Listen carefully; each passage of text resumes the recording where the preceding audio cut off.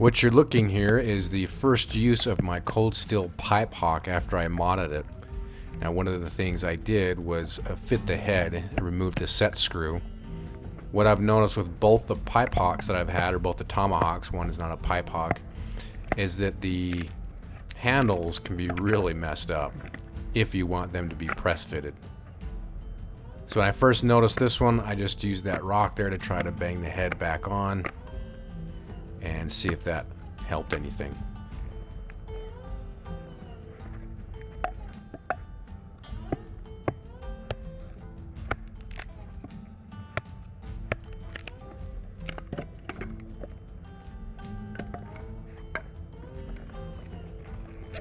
But I quickly realized that it did not. It just wasn't sitting on there tight enough. So what I ended up doing was making a shim.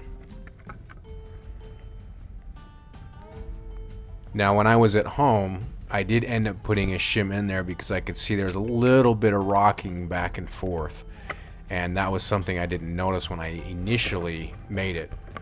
So you could do some more sanding and fitting, but with the handle done, the work involved, I didn't want to do that.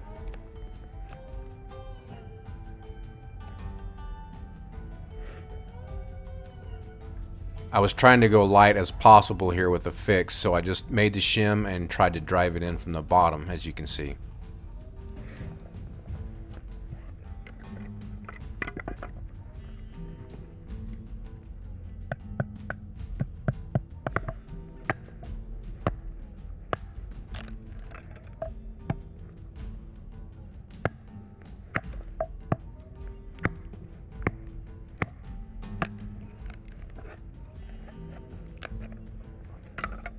But this just wasn't enough, so I thought I'd make another one, a little bit thicker one, and see if I could get that one to work.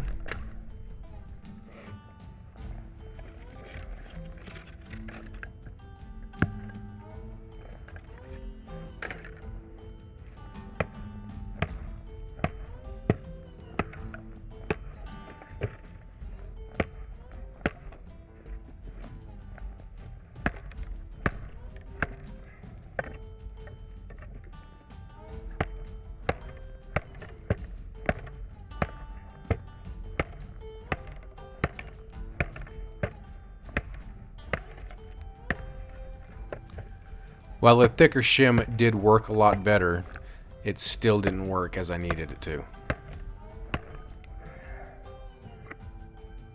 Annoying.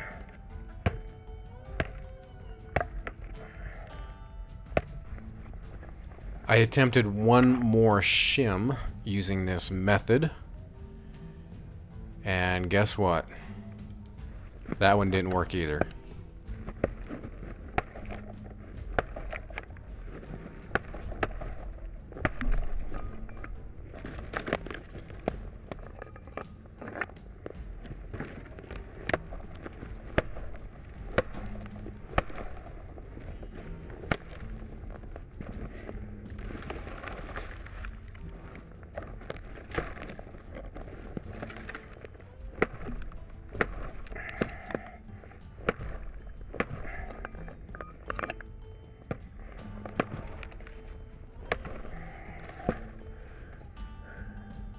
I really like the way this cuts.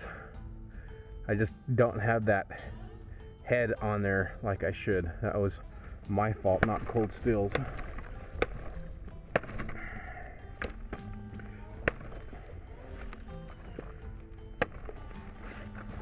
I finished processing some wood using the Tomahawk a little bit more, and then I started a fire to make some breakfast.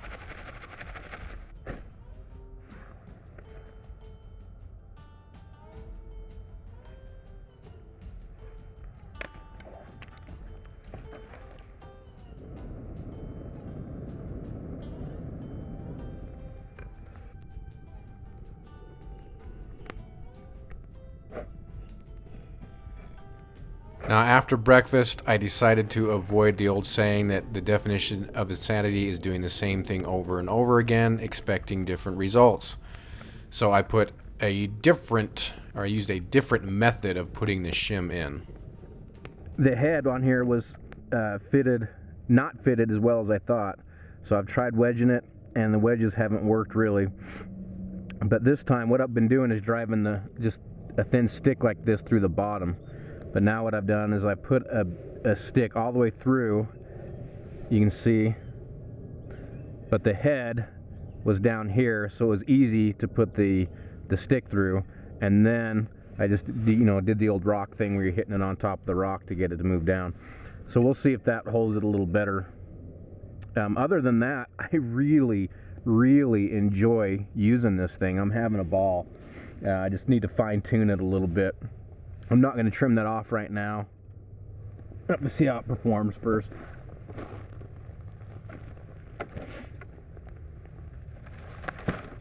I'm impressed too with the edge retention thus far for such a cheap, affordable price point. It's really pretty cool.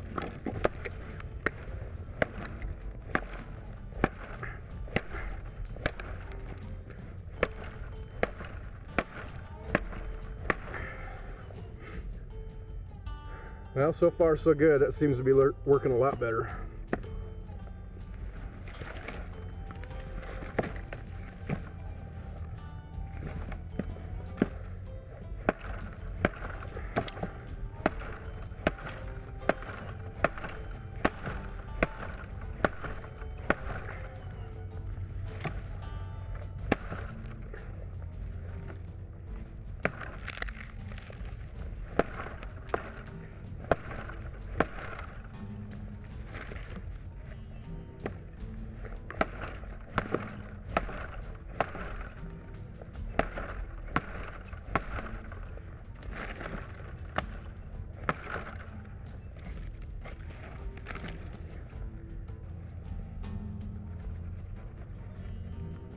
I'm really liking this.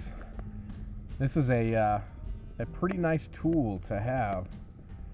I think I've got it all squared away now with that new wedge in there. But gosh, how much was I think this one was 30 bucks if I remember correctly. I purchased it at Blade HQ, and you can see the edge retention on it. I'm really impressed with. Again, 30 bucks for this thing. I put on my own edge. This certainly is not factory edge, but yeah, I'm pretty happy with it so far.